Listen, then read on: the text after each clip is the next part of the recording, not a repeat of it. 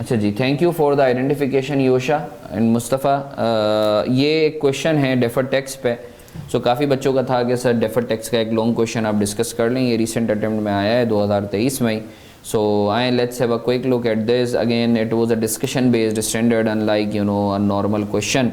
सो इसमें जो है discuss how the deferred tax related to each of the above matters should be dealt with in TL's financials for the year ended 31 December 2022। सो हमने 2022 में जो हैं उसकी जो है क्या कहते हैं, हमने फाइनेंशियल्स पे जो है इसका इम्पेक्ट देखना है डेफर्ड टैक्स का। तो एक एक केस में तो आए इसको ज़रा देख लेते हैं। First years of financials of titanium for the year ended 31 December 2022 are under preparation. Following matters have been identified which may have implications of deferred tax. TL acquired an equity investment of 85 million which was subsequently measured at fair value through PNL। fair value through PNL पर रखा है। On 31 December 2022 TL recorded 20 million as gain for change in the fair value। हमने 20 million का gain record कर लिया। Under the tax laws, gain on investment is taxable at the time of sale। यानी tax वाला जो है वो fair value gain नहीं मानता, वो बोलता है जब बिकेगी इन्वेस्टमेंट तब मैं मानूंगा। सो मुझे बताएं आज अगर कोई आपसे पूछे, इसको दोनों तरीकों से मैं करवा देता हूँ, PNL अप्रोच से भी करवा देता हूँ, बैलेंस शीट अप्रोच से भी। मुझे बताएं पहले हम इसको सिनेरियो को कॉन्सेप्चुअली देख लेते हैं, फिर जो है हम इसको देख भी लेंगे कि किस तरीके से ICAP में ड्राफ्ट करना है हमें। अगर आप देखें PNL अप्रोच से तो हमने बेनिफिट कितने का मांगा, हमने बर्डन कितने का मांगा टैक्स के नाम पर। मेरा रूल याद रखिएगा, इनकम अपने साथ टैक्स का बर्डन लाती है, टैक्स अपने साथ एक्सपेंस अपने साथ टैक्स का बेनिफिट लाता है। अगर इस साल टैक्स वाला ज़्यादा बर्डन डाल रहा है या कम बेनिफिट दे रहा है तो आगे जाके कम बर्डन डालेगा या ज़्यादा बेनिफिट देगा, तो आज क्या क्रिएट करूँगा, डेफर्ड टैक्स एसेट। सिमिलरली अगर आज बर्डन ज़्यादा कम डाल रहा है या बेनिफिट ज़्यादा दे रहा है तो कल आग जाके जो है बेनिफिट कम देगा या बर्डन ज़्यादा डालेगा, तो आज के क्या क्रिएट करूँगा, डेफर्ड टैक्स लायबिलिटी। अब हमने 20 मिलियन का जो है मांगा गेन इनकम, हमने बोला बर्डन डालो, उसने बोला मैं तो बर्डन नहीं डालूंगा, अगले साल जब बिकेगी तब डालेंगे। तो मतलब क्या है, 20 मिलियन जो है 20 मिलियन के ऊपर मैं कितने से टैक्स रेट कितना दिया हुआ है, टैक्स रेट यहाँ कहीं दिया हुआ है, नीचे दिया हुआ है 25%। तो 20% का 35%, 20 मिलियन का 35% कितना होता है, 20 मिलियन का 35% कितना होता है, कोई मुझे बताएगा?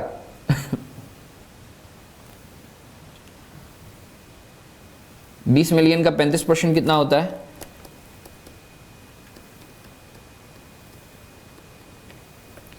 7। तो 7 से मैं क्या क्रिएट कर लूँगा, डेफर्ड टैक्स एक्सपेंस डेबिट और डेफर्ड टैक्स लायबिलिटी क्रेडिट। जल्दी से बताओ ये जो एक्सपेंस है ये कहाँ चार्ज होगा, OCI में या PNL में? हमने पढ़ा था ना, जहाँ आपका गेन या एक्सपेंस चार्ज होगा, इनकम या एक्सपेंस, वहीं उसका डेफर्ड टैक्स जो है चार्ज होगा। अगर एक्सपेंस या इनकम PNL में चार्ज हो रहा है तो आपका जो है डेफर्ड टैक्स भी PNL में चार्ज होगा, और अगर OCI में चार्ज हो रहा है इनकम और एक्सपेंस तो आपका डेफर्ड टैक्स भी जो है वो OCI में चार्ज होगा। सही है। अच्छा, इसको मैं बैलेंस शीट अप्रोच के तहत करवा देता हूँ आपकी आसानी के लिए।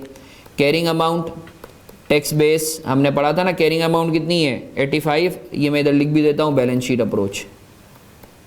सही है। कैरिंग अमाउंट कितनी है, अब 85 और 20 105, टैक्स बेस कितनी है 85। तो क्या क्रिएट होगा, टैक्सेबल टेम्पररी डिफरेंस कितने से 20 से। टैक्स रेट कितना है 35%। तो डेफर्ड टैक्स लायबिलिटी कितने से, आज तक जो हम पढ़ते थे कितने से 7 से। ओपनिंग कितना है 0, तो ड्यूरिंग द ईयर एक्सपेंस कितना होगा 7। सो मानते हो या नहीं मानते? बैलेंस शीट अप्रोच से भी PNL अप्रोच से भी हमने कर लिया। अब हम इसको एक दफ़ा ज़रा डिस्कशन कर लेते हैं। डिस्कशन के ICAP ने जो आंसर लिखा है वो किस तरीके से ड्राफ्ट किया है। ड्राफ्टिंग की प्रैक्टिस हमने ऑलरेडी की हुई है। देखो, the carrying value of the investment is 105 while its tax base is 85 million at 31st December 2022. That is the amount that will be deductible for tax purpose on sale. This should result in taxable temporary difference of 20 million, of which deferred tax liability expense of 7 million shall be recognized. Since fair value gain is reported in PNL, the related deferred tax expense is also recognized in PNL.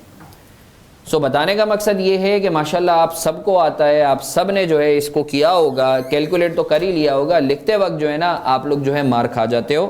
तो अगर आप एक बात note करो तो ICAP ने heading नहीं डाली है, बाकी मोर और लेस मेरा वाला ही तरीका है। वो कैसे, अगर आप देखें तो जो शुरू का जो पैराग्राफ है वो क्या है, शुरू का जो पैराग्राफ है वो इशू है जो हम बात करते थे, मैं हेडिंग से बताता था या बगैर हेडिंग के बता रहा है। ये क्या है, इशू बता के इसने क्या किया है, इसने जो है एनालाइज किया है और कंक्लूड यही कर दिया, एनालिसिस और कंक्लूजन एक साथ कर दिया। सही है ना? आई होप आपको ये चीज़ क्लियर है। अगर कोई बच्चा चाहे तो वो ड्राफ्ट करके मुझे दिखा भी सकता है, so I am gonna help you out. सही है? क्योंकि हमारा सबसे बड़ा मसला ये है, आपको पता है कि न्यूमेरिकल से ज़्यादातर बच्चे थ्योरी में फ़ेल इसलिए होते हैं। सही है ना? उसकी वजह ये है कि एक तो अंग्रेज़ी हमारी मादरी ज़बान भी नहीं है, और दूसरा ये है कि हम लोग जो है वो लिखना भी हम लोगों को नहीं आता। हम लोग लिखते वक्त जो है ना वो क्या कहते हैं कि लड़के को लड़की और लड़की को लड़का, और जो है वो फिर बाद का जो है तीसरी मखलूक बना देते हैं। तो ये बहुत बड़ा मसला है। सो इसके लिए जो है again keep practising, that is the only key you know to success. सो अब हम आगे बात कर लेते हैं, केस 2 हम लोग कर लेते हैं। TL purchased factory building. एक और चीज़ याद रखो, हाईलाइट करने वाली, अगर तुम अंडरलाइन करने वाला जो है अपने पास याद रखोगे ना तो की पॉइंट्स तुम्हें हमेशा याद रहेंगे। इसकी आदत डालो। TL purchase factory building of 1200 in 2022 which was depreciated by 80 million. सही है ना? 1200 और 80 मिलियन से डेप्रिशिएट हो गए। 31 December 2022 factory building was revalued at 1260 million. Factory building को जो है हमने 1260 मिलियन पे जो है वैल्यू करा है। Under tax laws, depreciation at the rate of 10% per annum is allowed as a tax expense, while revaluation doesn't affect taxable profit. सही है, होना भी नहीं चाहिए, क्योंकि revaluation जो है वो आपका P&L में नहीं जाता, वो OCI में जाता है। अब अगर आप एक बात नोट करें, तो आपकी जो कैरिंग अमाउंट है वो कितनी है? कैरिंग अमाउंट है आपकी 1260, ये रही। और टैक्स बेस कितनी है आपकी? सर 1200 का एसेट था और 10% का डेप्रिसिएशन होता है, तो इंटू 90% कर दूं। 1200 का 90% कितना होता है? या 1200 का 10% निकाल लो तो 120 होता है, माइनस 1200 कर दो 1080। तो टोटल डिफरेंस कितने का आ रहा है? 1260 माइनस 1080 कितना होता है? हाँ 1260 180, 180 का 35% लो, कितना होता है? 180 का 35% कितना होता है? 63। मतलब तुम्हारा टोटल डेफर्ड टैक्स एक्सपेंस जो क्रिएट होना चाहिए वो कितने से होना चाहिए? 63 से। कितने से होना चाहिए? 63 से। मगर इधर एक मसला है जहाँ एग्जामिनर ने खेला है। अगर तुम एक रूल याद रखो जो मैंने तुम्हें बताया था रिवीजन के वक्त भी और अभी भी, कि जहाँ इनकम और एक्सपेंस जाता है उसका डेफर्ड टैक्स भी वहीं जाता है। अब ये जो 63 का डेफर्ड टैक्स है, इसमें से कुछ हिस्सा P&L में जाएगा और कुछ हिस्सा OCI में जाएगा। क्योंकि जो डेप्रिसिएशन है, अगर तुम देखो तो तुमने जो डेप्रिसिएशन टैक्स में जो टैक्स वाला, अगर मैं डेप्रिसिएशन की बात करूं तो IFRS के हिसाब से जो डेप्रिसिएशन चार्ज हुआ है वो हुआ है 80 का, मगर टैक्स वाले के हिसाब से जो डेप्रिसिएशन चार्ज हुआ है वो कितने का हुआ है? 120 का।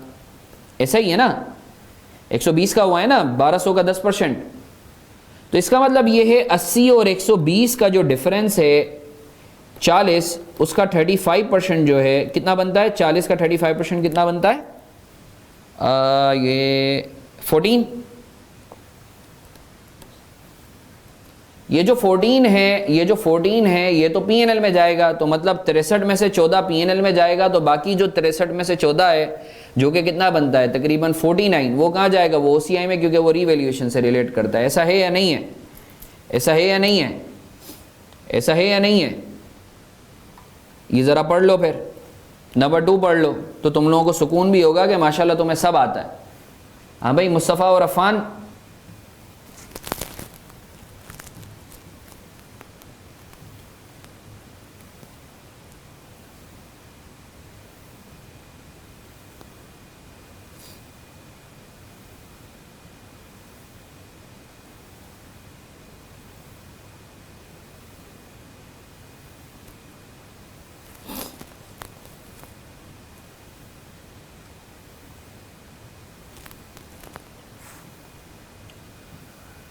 अच्छा जी, सो पढ़ लिया आप लोगों ने, इसमें कोई मसला तो नहीं है। आगे कर लेते हैं case 3। Development cost of 20 million incurred in 2022 has been expensed out under the tax laws. Development cost is amortized over 10 years. हमने एक्सपेंस आउट की है 2002 में, बट टैक्स लॉ के तहत 10 सालों पे अमोटाइज होती है। हमने आज बेनिफिट मांगा 20 का, हमें बेनिफिट मिला जो है कितने का, 2 का। हाँ, तो 18 से क्या करेंगे, 18 के 35% से डेफर्ड टैक्स इनकम पर रूल याद है ना। हमने बेनिफिट मांगा ज़्यादा, हमें बेनिफिट मिला कम, तो क्या क्रिएट होगा, डेफर्ड टैक्स एसेट। चीते हो गए हो, P&L अप्रोच और बैलेंस शीट अप्रोच दोनों से करवा दूं, करवाऊं या नहीं, है मैनेज कर लोगे? देख लो 833 देख लो इधर, P&L अप्रोच, अकाउंटिंग, टैक्स। हमने कितने का बेनिफिट मांगा, 20 का। हमें बेनिफिट कितने का मिला, 2 का। 20 इंटू 20 तकसीमन 10, तो 18 का 35% लो, कितना होता है, 18 का 35% कितना होता है। बैलेंस शीट अप्रोच से भी देख लो,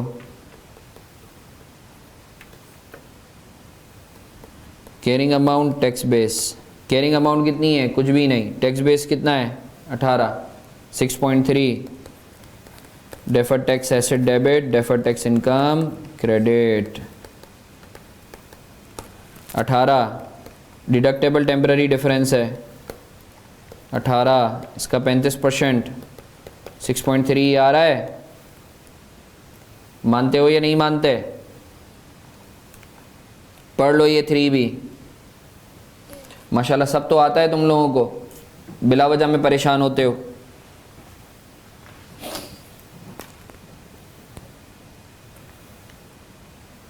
फोर पढ़ लो। TL received government grant of 12 million related to an equipment. The grant is recognized as an income over 3 years. Under the tax laws, the government grant is exempt from tax. Exempt income क्या करेंगे sir, permanent difference से कोई deferred tax create नहीं होगा, permanent difference से कोई deferred tax create नहीं होगा। आज ये टिप्स हैं, टिप्स फॉर लाइफ, जो तुम्हारे टीचर या जैसे मैं तुम लोगों को देता हूं, तो ये याद रखनी है। अगर परमानेंट डिफरेंस होता है तो डेफर्ड टैक्स क्रिएट नहीं होता, पढ़ा था ना, ये पढ़ लो। 4 भी पढ़ लो।